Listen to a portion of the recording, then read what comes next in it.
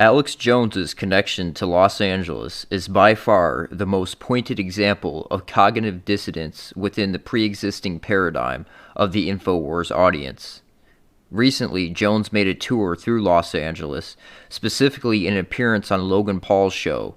What many fail to realize is this interview was set up via the Comedy Store clique, specifically Joe Rogan, who has always talked highly of Logan, and Brendan Schaub, Rogan's pawn, is a neighbor of Logan Paul and has also appeared on his podcast. At the moment, we see the Los Angeles crowd is actively gatekeeping and discrediting the so-called conspiracies by mixing them with comedy, so they're merely perceived as entertainment, as demonstrated by the Tinfoil Hat podcast and comedy shows, which Alex Jones has also participated in. The connection to the Comedy Store is an often overlooked and ignored example, but is indeed a crucial one. Alex Jones and Joe Rogan have been friends since 1998.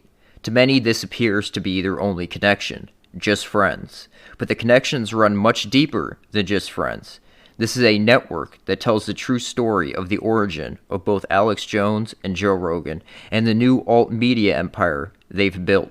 Many people are unaware of the fact that comedians have been assets of different intelligence services and corporations many times throughout history. I want to give you an example of a very brief rundown of a couple different comedians and their applications outside of comedy. Dick Gregory, a comedian, was the pawn that shared the notorious Zapruder film with the public via the late-night TV show Good Night America, hosted by Geraldo Rivera. Late-night TV shows were used in multiple applications as well. In modern times, the podcasts, such as Joe Rogan, have stepped into their previous role. As many of you know, the Zapruder film is deceptive, as well as the man who filmed it, Abraham Zapruder. All it took was a comedian to inject the controlled narrative into the public consciousness, and boom, they controlled the narrative. Very simple. The last example I want to share with you of a comedian that was used to create a narrative within the public consciousness is Bill Hicks. Shortly before he died, in 1993, he was used by the John Birch Society, which is synonymous with military intelligence, to share their narrative on the Waco siege. Bill was the one who shared the footage of the Bradley tank shooting fire into the compound with the public, creating an entirely new narrative on the Waco siege, where the government agencies were the aggressors in the situation. I feel it's also worth mentioning, in regards to Bill, around the same time period he got a show via Channel 4 in England. The idea of his show is essentially the same exact concept as Joe Rogan's podcast, to have interesting guests on to talk about a wide variety of subjects. He was meant to become a cyber shaman. His first scheduled guests included people such as Noam Chomsky and Terrence McKenna.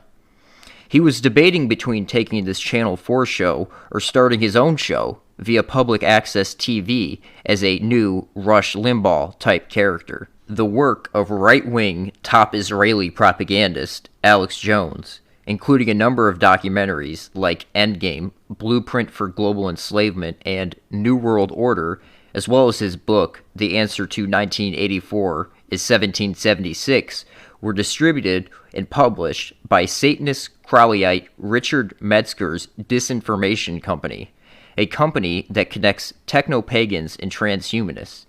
Here, we begin to see the deeper connections between Joe Rogan and Alex Jones. Alex and Joe are both connected to the Disinformation Company. Take note of the name. They tell you exactly what they're doing in the name. Matt Staggs, listed as a key person at the Disinformation Company and former host of the Disinformation podcast, is Joe Rogan's talent booker. According to Joe, it's a three-man show over at JRE. Staggs is allowed to book whatever guest he wants for whatever corporate agenda he wishes to push, as demonstrated by this clip. I sent poor Jamie. I told your booking manager, Matt Staggs, I said, send these images to Jamie and don't tell him any context. You know, and be like, what the hell is this podcast going to be on? But they lost their nose. Joe obviously had no say in booking this guest, although I do believe Rogan chooses some guests to appear on the podcast. Many are dictated by the former disinformation asset, Matt Staggs. Much more on the disinformation company later. First, I want to cover Alex Jones's network name, InfoWars. What is information warfare? The notion of information warfare covers a wide spectrum of psychological operations, from the classic Air Force concept of attacking enemy computer systems in conjunction with electronic warfare to controlling information via television and radio, all the way to memes and many concepts in between. The U.S. adaptation of information warfare originates from the future Soviet warfare theories, or revolution in military affairs, which also covers a wide spectrum of warfare, including information warfare. According to the well-respected PI who exposed the Promise software scandal, Carol Marshall, aka Sherry Seymour, claims that the work of Major General Paul Vallely and Lieutenant Colonel Michael Aquino in the early 1980s spawned the entire revolution in military affairs within the United States, and its asymmetric approach to warfare, viewing new media as potential mind war operatives. In a follow-up U.S. Air Force Academy study via Air Force Space Command, we learn why warfare must become, quote, multi-dimensional. The spectrum of conflict, as portrayed in most readings, is single-dimensioned, linear, and continuous. It must be replaced by a multi-dimensional model, perhaps even nonlinear and discontinuous.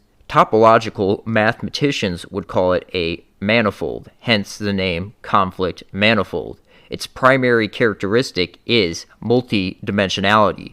This is synonymous with the idea of nonlinear warfare coming out of Russia. Aquino was deeply involved in what has been called the Revolution in Military Affairs, RMA, the future Soviet warfare theories. The introduction of the most kooky, quote, third-wave New Age ideas into military long-range planning, which introduced such notions as information warfare and cyber warfare into the Pentagon's lexicon. In the early 1980s, at the same time Heidi and Alvin Toffler were spinning their Tavistock third-wave utopian claptrap to some top Air Force brass, Aquino and another U.S. Army colonel at the time, Paul Vallely, were co-authoring an article for Military Review. Mind War was one of the papers created in the early 80s by Michael Aquino and Paul Vallely that spawned the application of future Soviet warfare theories into the Pentagon. Mind War, in conjunction with information warfare, is exactly what Alex Jones's operation is. Its core structure is the idea of weaponizing truth with an information warfare operation via radio and TV, the use of subliminals, and all around controlling the stream of conspiracy culture information. We have the zeitgeist. If you wanted to use an allegory, InfoWars has pulled the sword Excalibur. Others can't pull it. We pulled it. Trump pulled it. You pulled it. But if you don't use Excalibur, it's worthless. I am using Excalibur. Doesn't mean I'm perfect. Doesn't mean I'm not going to make mistakes or stumble or fall. Or at the end of this, not make it myself. But the new republic, the rebirth, will be launched. That's what it's all about. All right. Boy, you know, Scott Adams, CNN is losing the mind war. I have some smart advisors, but I do what I think I should do. They've begged me not to tell you this. But I will, because my weapon is the truth.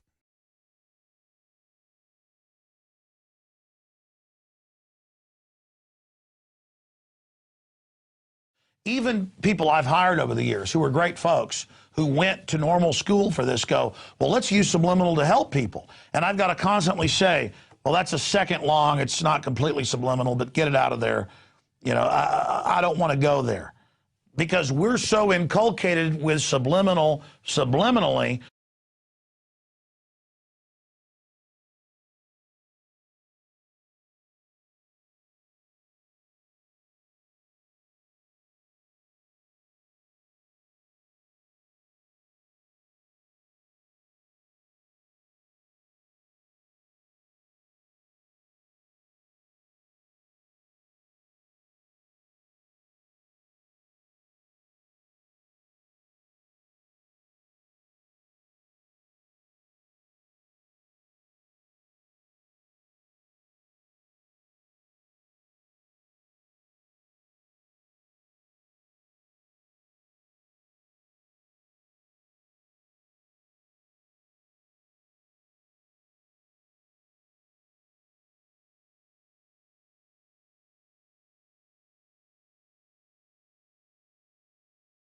And now you see, look at that. That's InfoWars. Wow. Look at that subliminal devil behavior.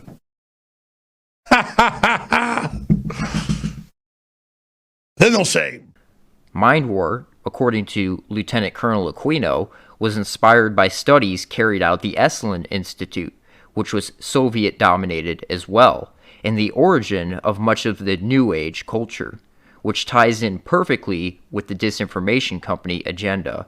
Endgame, an Alex Jones film, published and distributed by the disinformation company, is a title borrowed from the previously mentioned Major General Paul Vallely, who is also a staunch Christian Zionist associated with the John Birch Society, who have been gatekeeping the conspiracy culture, weaponizing truth, and excluding Israel at all costs since the 1950s. Major General Vallely is a supporter of the Jerusalem Summit organization, which is all about relocating and resettling Palestinians. It is an advocate for their mission statement, which is, quote, that one of the objectives of Israel's divinely inspired rebirth is to make it the center of the new unity of all nations, which will lead to an era of peace and prosperity foretold by the prophets, which is the whole Supreme Court of mankind, Israel dictating the world from Jerusalem idea, which is the real New World Order. Revolution in military affairs was included in the notorious Project for the New American Century document, and was certainly ramped up post 9/11. As this clip demonstrates, Alex Jones believes it will be a new American century, which really means a new Israeli-dominated American century. It's a sellout to China. The globalists bet everything on China. It's not going to be the Chinese century. It's going to be the new American century. It's going to be the new American century. I want to get into some information about the main man who first introduced the future Soviet warfare theories, revolution in military affairs, and coined the term InfoWars. It is worth covering Aquino's bio because he's certainly one of the most interesting and deceptive military men of modern times, in my opinion. It is also very interesting to see the Zionist Christian, which typically dominates the military, crossover with the Satanist occultism dynamic between Michael Aquino and Paul Vallely, working together, side by side, to introduce radical new Soviet ideas into the Pentagon. After a year with the 1st Squadron, 17th Cavalry, 82nd Airborne Division, Michael Aquino completed the PSYOP officer course at the John F. Kennedy Special Warfare School at Fort Bragg, in which he was among select students cross-trained with Concurrent Special Forces officer course. During 1968 to 1970, he was assigned to the 6th PSYOP Battalion, 4th Group in Vietnam. As HA Command and Control Team Leader, he was responsible for both tactical teams in combat operations and audio-visual teams in civil operations and Revolutionary Department Support program, and he flew numerous PSYOP air support missions throughout Corps Tactical Zone with both U.S. Air Force and Army aviation.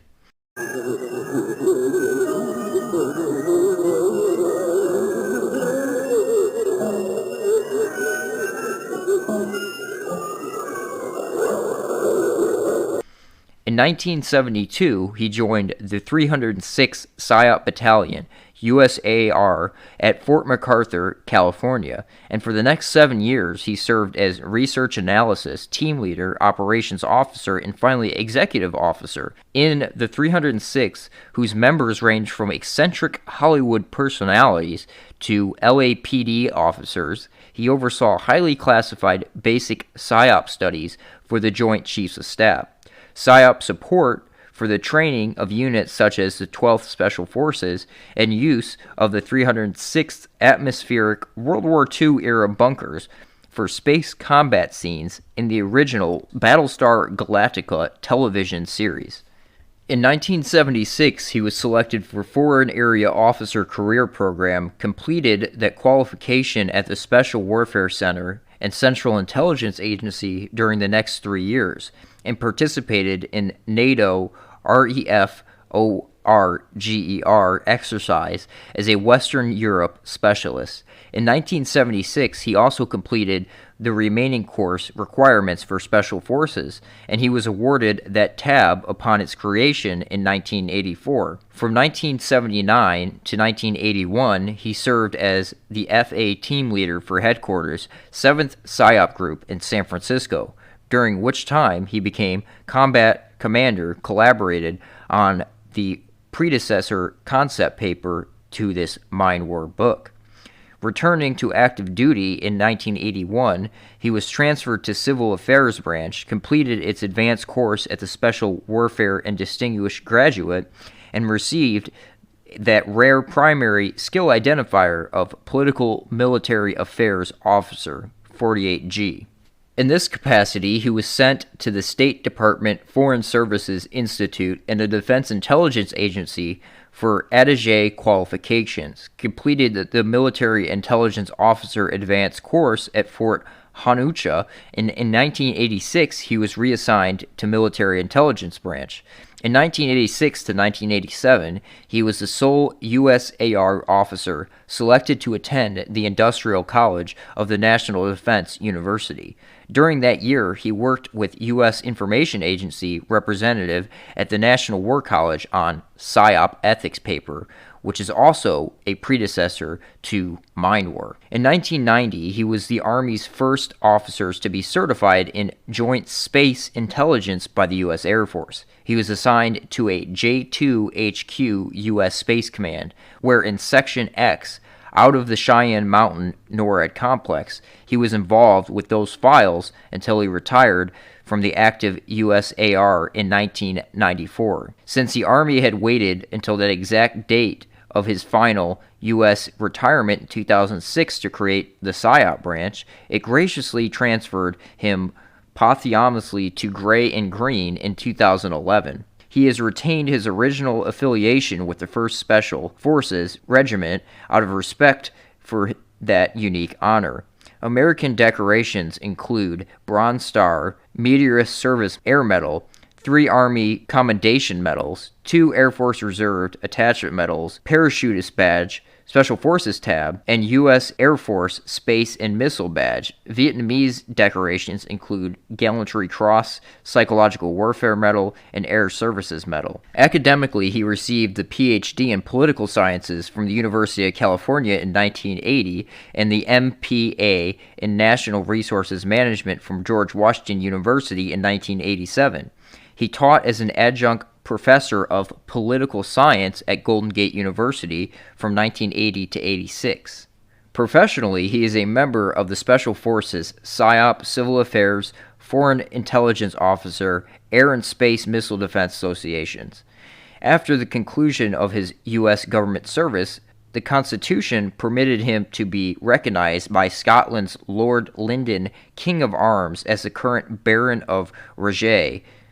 Lieutenant Colonel Aquino's occult bio is equally as important, given how the disinformation company ties in with the same exact occult networks. In 1969, Aquino joined Anton LaVey's Church of Satan and rose rapidly through the group's ranks after meeting LaVey in San Francisco. In 1970, while he was serving with the U.S. military during the Vietnam War, Aquino was stationed in South Vietnam, where he authored a tract entitled Diablicon. In this tract, teachings about the creation of the world, God, and humanity are presented. As in the dualistic idea that Satan complements God, the character of Lucifer is presented as bringing insight to human society, a perspective that was inherited from the depiction of Lucifer in John Milton's 17th century epic poem, Paradise Lost. By 1971, Aquino was ranked as Magister of Caverns of the 4th degree within the group's hierarchy, was the editor of the publication The Cloven Hoof, and sat on the governing council of 9. In 1973, he rose to the previously unattained rank of Magister of Temple of the 4th degree. According to the scholars, Aquino had become LaVey's right-hand man. He nevertheless developed concerns about the Church of Satan, feeling that it had attracted many, quote, fad followers, egomaniacs, and assorted oddballs whose primary interest in becoming Satanists was their flash to membership cards at cocktail parties. When in 1975, LaVey abolished the system of regional groups, or grottos, and declared that in the future all degrees would be given in exchange for financial or other contributions to the church, Aquino was disenfranchised. He resigned from the organization on June 10, 1975. While LaVey seemed to have a pragmatic, practical view of the degrees of the Satanic priesthood, intending them to reflect the social role of degree holder within the organization, Aquino and his supporters viewed the priesthood as being spiritual, sacred, and irrevocable. Having departed the church, Aquino embarked on a ritual intent on asking Satan for advice what to do next. According to his account, at midsummer 1975, Satan appeared to him and revealed that he wanted to be known by his true name, Set, which had been the name used by worshippers in ancient Egypt. Aquino produced a religious text, the Book of the Coming Forth by Night, which he alleged has been revealed to him by Set through a process of automatic writing. The book proclaimed Aquino to be a magus of the new aeon of Set, and the heir to LaVey's, quote, infernal mandate. Aquino's book, Coming Forth by Night, makes reference to the Book of the Law, produced by the occultist Aleister Crowley in 1904, which provided the basis for Crowley's religion, Thelema. Aquino presented himself as being as much of Crowley's heir as LaVey's, and Aquino's work would engage with Crowley's writings and beliefs far greater than the extent of LaVey ever did. In establishing the temple, Aquino was joined by other ex-members of LaVey's church, and soon Setian groups, or pylons, were established in various parts of the United States. The structure of the temple was largely based on those of the ceremonial magical orders of the late 19th century, such as the Hermetic Order of the Golden Dawn and Ordo Templi Orientis. Aquino's association with the Church of Satan and Anton LaVey, who's really Jewish, his real name is Howard Staton Levy, is an extremely important connection, especially given how this culture ties in exactly with the disinformation company. The Church of Satan is really a Jewish front for Jewish mysticism. When the Satanic Bible was released, LaVey shared it with Asaph Dayan, son of Israeli defense minister Moshe Dayan, who proclaimed it perfectly suited for the conditions in Israel. This gives a whole new insight to the concept of the synagogue of Satan. It's also worth mentioning LaVey's Jewish-based satanic cult is way more influential in Hollywood than you would ever imagine. Think of it in terms of Scientology, which is also rooted in Thelema, which Joe Rogan is also associated with.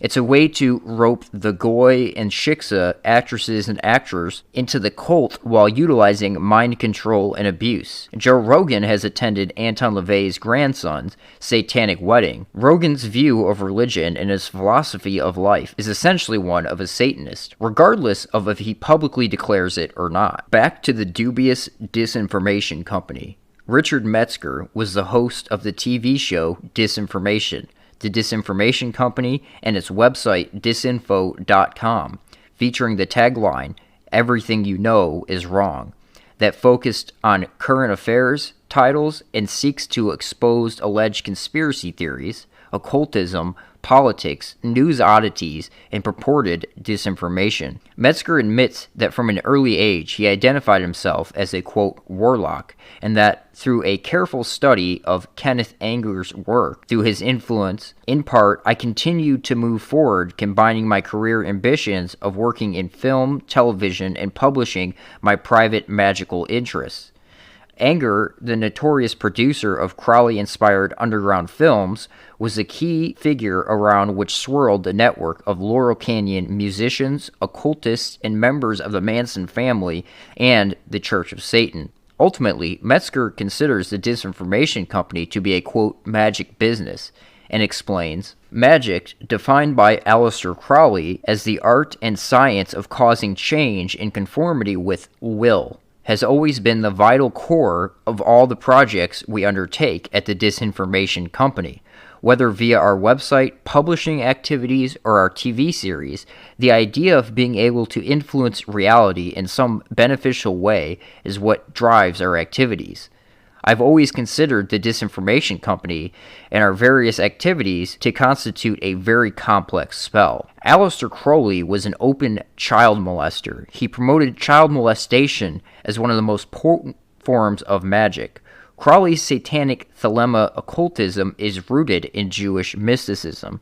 It is the origin for most modern occultists and is also extremely prevalent in Hollywood. In addition to Alex Jones, the Disinformation Company has also been responsible for a number of apparently established critical or conspiracy-inclined documentaries, such as Outfoxed Rupert Murdoch's War on Journalism, Uncovered: The Whole Truth About the Iraq War, Bush Family Fortunes, The Best Democracy Money Can Buy, Walmart, The High Cost of Low Price, Iraq for Sale, The War Profiteers, Slacker Uprising, a movie of Michael Moore's tour through colleges in swing states during the 2004 election, as well as 9/11 Press for Truth, 9/11 Mysteries, and 9/11 Mysteries. Disinformation, also known as Disinfo Nation, was a television show hosted by Metzger, which aired for 2 seasons on Channel 4's Late Night for Later programming block in the UK. Channel 4 is synonymous with the Disinformation Company and is another important connection.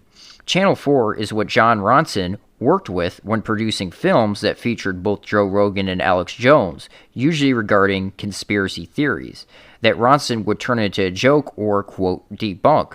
The event that launched Alex Jones's career was when he, quote-unquote, snuck into Bohemian Grove.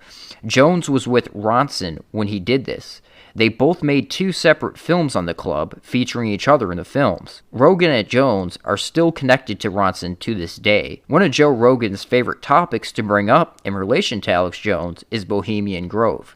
Coincidence?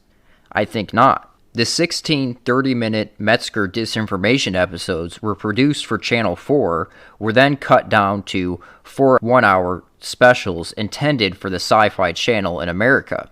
Remember, Joe Rogan also had a show for Sci-Fi entitled Joe Rogan Questions Everything, where Joe also made fun of or debunked quote-unquote conspiracy theories. This is a show where we get the famous, I'll tell the government right now, tell you right now if you're listening, NSA, CIA, I'm available, okay? If you show me all the real wreckage, I swear to God, I will make fun of that crap to the end of time.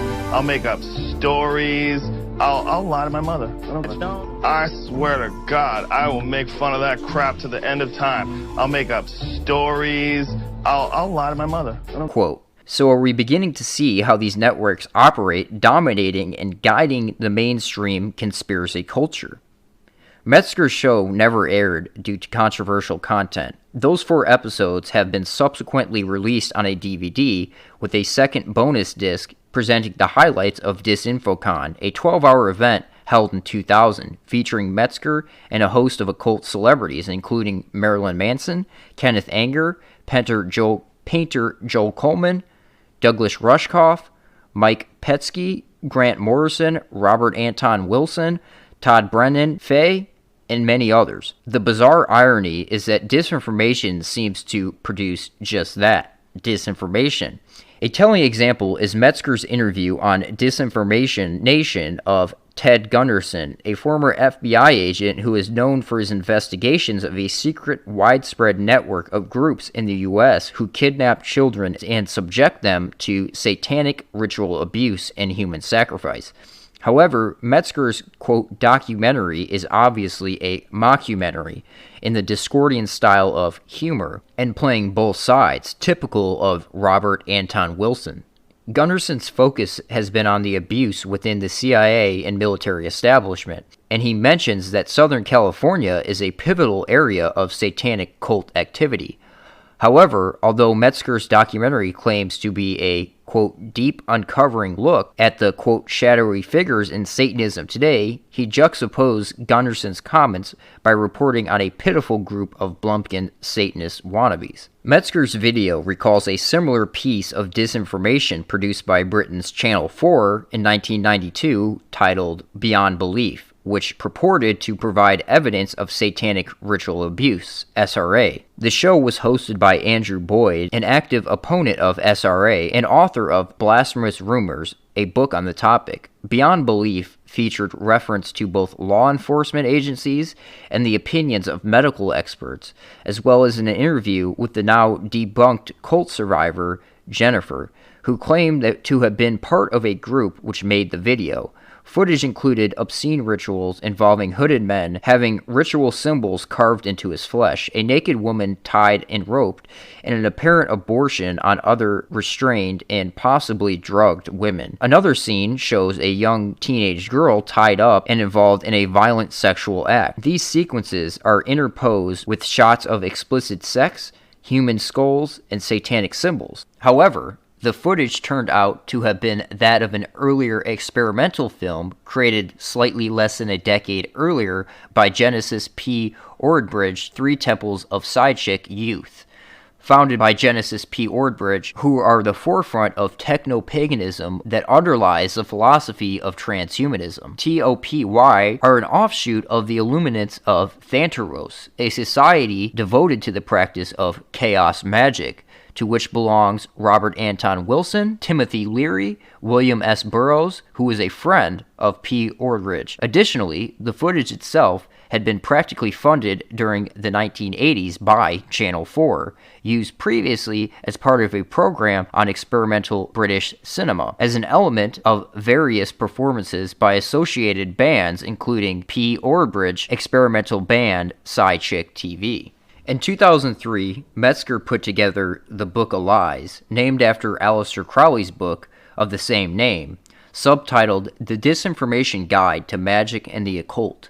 The book is an anthology of occultism that features almost the entire pantheon of its modern-day exponents, from Discordians, techno-pagans, to transhumanists. They include Robert Anton Wilson, Terence McKenna, Hakeem Bey, Gary Lockman, Mike Pesky, Genesis P. Ordridge, Phil Hine, Eric Davis, Daniel Pinchbeck, Tracy Tywin, and T. Allen Greenfield, according to the book's description. The Disinformation's, quote, wicked warlock Richard Metzger gathers an unprecedented cabal of modern occultists, magicians, and forward thinkers in this large-format disinformation guide, just as Russ Kick's guide focusing on the secrets and lies of the mainstream media, government, and other establishment institutions rethought what a political science book could look like and whom it would be appealed to. Book of Lies redefines occult anthologies, packaging and presenting a huge array of magical essays for a pop culture audience. The book features Leary and Crowley, an excerpt from Robert Anton Wilson's Cosmic Trigger, and Tryptamine Hallucinogenics and Consciousness by Terence McKenna. The book features several articles on Aleister Crowley, as well as the first ever biblical graphical essay on Majoro Cameron and Richard Metzger's The Lying of Liber, Jack Parsons' Antichrist Superstar. Peter Lambert Wilson, aka Hakeem Bey, the founder of the Moorish Orthodox Church, contributed multiple articles to Disinformation.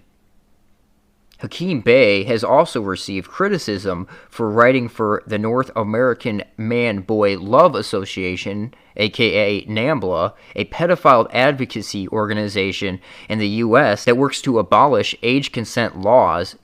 Bey was also associated with fellow NAMBLA supporter Harry Hay, who is considered the founder of the gay liberation movement. He's also the founder of the Machine Society, the first sustained gay rights groups in the United States. Hay was also a practitioner of Crowley's sex magic and was also a member of the Epigay Lodge in Los Angeles under W.T. Smith, where he was hired to play the organ for the OTO's Gnostic Mass. There are many more occultist connections to the Disinformation Company. I could go on for another hour listing these, but I want to keep this video somewhat short and wrap it up with a little segment on libertarianism, which also ties in with these same occult networks, as we see demonstrated by Alex Jones's connection to the Disinformation Company. Alex Jones shares a belief with the Satanist libertarianism, which is effectively its founding on the satanic tent of do what thou wilt, Ultimately, however, the libertarian movement in the United States is a front for the CIA and World Bank through its promotion of the economic theories of Mount Perlin Society, which is associated with the occult tradition of synarchy. MKUltra agent Timothy Leary was also a libertarian and supported the candidacy of Ron Paul for president in 1988 as the leader of the Libertarian Party. A floppy disk was sent out as an invitation to a Ron Paul fundraiser hosted by Timothy Leary at his home in Benedict Canyon, which included the following message from Leary. Thank you for joining me today in support of Ron Paul and the Libertarian Party. As we enter these closing years of the roaring 20th century, we're going to see personal computers enhance our lives in ways we can scarcely imagine. Fellow cyberpunk Chuck Hamill has helped me assemble a collection of bits and bytes that you may enjoy, if you're wise. Digitize. Alex Jones admires the theories of Murray Rothbard, a student of one of the leading members of Mount Perlin, Ludwig von Mises, who also supported the clergy plan via a grant from the Rockefeller Foundation. Rothbard was also a co-founder of Charles Koch Foundation in 1979, with one of the infamous Koch brothers, Charles, chairman, on the board and executive officer of the conglomerate Koch Industries. David Koch ran as a Libertarian vice president candidate in 1980. In 1976, Charles Koch Foundation changed its name to the Cato Institute, which serves as a libertarian think tank headquartered in Washington, D.C. According to the 2011 Go to Think Tank Index Report, Think Tanks and Civil Societies Program, University of Pennsylvania, Cato is number 14 in the top 30 worldwide think tanks and number 6 in the top 50 United States think tanks. Cato also operates libertarianism.org, which features, among others, the writings of Rothbard, Robert Anton Wilson, won the Prometheus Hall of Fame Award, designed to honor classic libertarian fiction. Todd Brandon Fay, who is a guest at DisinfoCon, had been featured in the pages of right-wing, quote, conspiracy sites like Ron Paul's associates LouRockwell.com, as well as Patriotist.com and LibertyForum.org. A longtime writer of the Ether Zone, in or about 1989, Fay was introduced to LSD and ended up infiltrating a group surrounding Captain Al Hubbard, the so-called Johnny Appleseed of LSD, who closely worked with Aldous Huxley in MKUltra. Fay became best known for Wisdom's Mall, the acid novel, a fictionization of the CIA's MKUltra acid tests and their influence on the 60s counterculture. The book got rave reviews in the Village Voice, High Times, and a number of underground magazines, and gained the attention of cyberpunk personalities like Grateful Dead lyricist John Perry Barlow and Are You Serious, who is associated with Metzger. Fay boasts of having read the John Burke Society, Gary Allen's None Dare Call It a Conspiracy book under the influence of LSD, and then he joined the John Burke Society, though he continued to use psychedelic drugs. Fay had worked as a spy for the Defense Intelligence Agency's Chief General Daniel O. Graham, and served as an aide to the CIA agent Theodore L. Ted Hume's Division of Slavic Languages, who had worked with William F. Buckley in Japan against North Korea and China. Fay had also worked with Major General John K. Singlub, an ex-OSS officer and the head of the notorious Phoenix program in Vietnam, which Aquino was also associated with, which Alex Jones has had John K. Singlub on his show multiple times.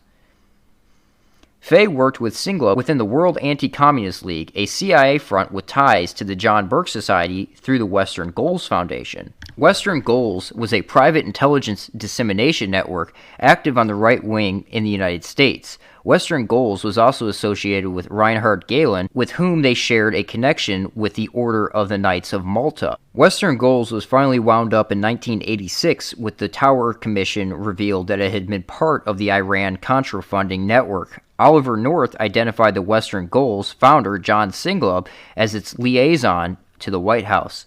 Singlub, along with John Burke Society members like J. Peter Grace, were also members of the Council for National Policy, which has been endorsed by Alex Jones. It was mainly through the backing of the CMP that the John Burke Society's rabid opposition to the so-called communist conspiracy, which they always left the Jewish element out of this conspiracy, assisted in the rise of the popularity of Ron Paul and the Tea Party, who spearheaded the cause of libertarian ideals. Although the John Birch Society attributed the root of such a conspiracy to the CFR, the early leadership of CMP was comprised of members of the CFR, including Peter Grace.